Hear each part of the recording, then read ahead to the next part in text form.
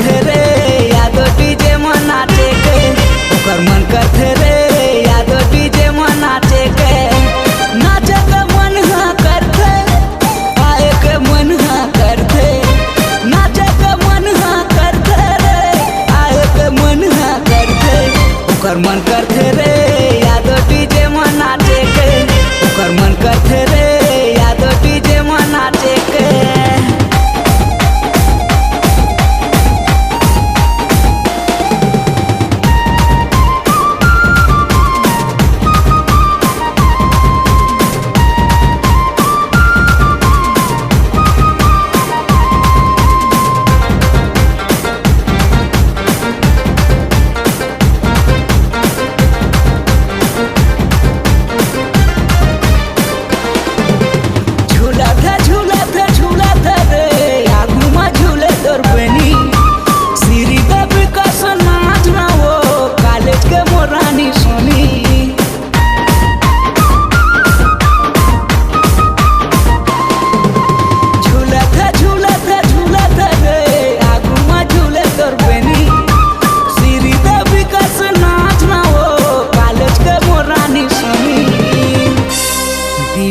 राय जही पिंजरामा तै बैठे रबे खोंधरामा, मोर कारी मैना रे।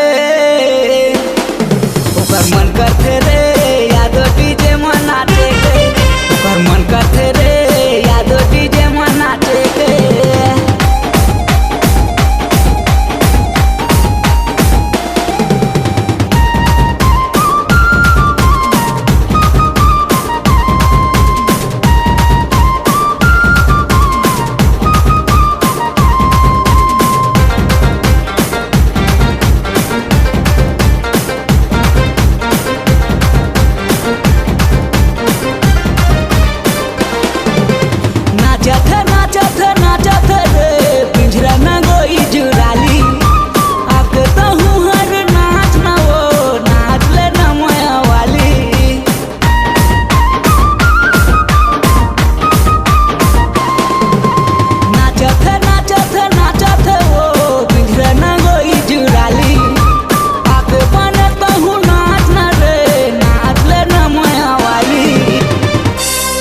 यादो डीजे हवे पिंजरामा, मोर मैना बैठे पिंजरामा, ओदे झाँकत रे। ओकर मन करथे रे यादो डीजे में नाचे के, ओकर मन करथे रे यादो डीजे में नाचे के।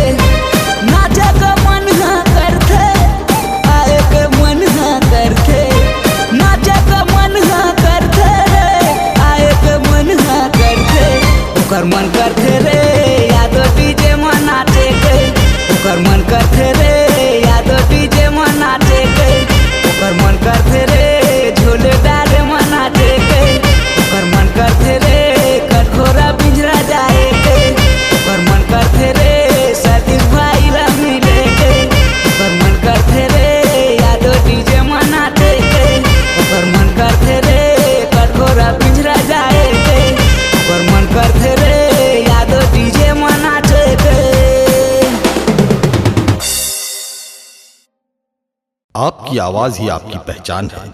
यदि आप अपनी आवाज को एक नया आयाम देना चाहते हैं तो चले आइए मल्टी ट्रैक डिजिटल रिकॉर्डिंग के लिए AVM audio video studio Khamtarai Raipur. Mobile number 9301523929 और 7869646201।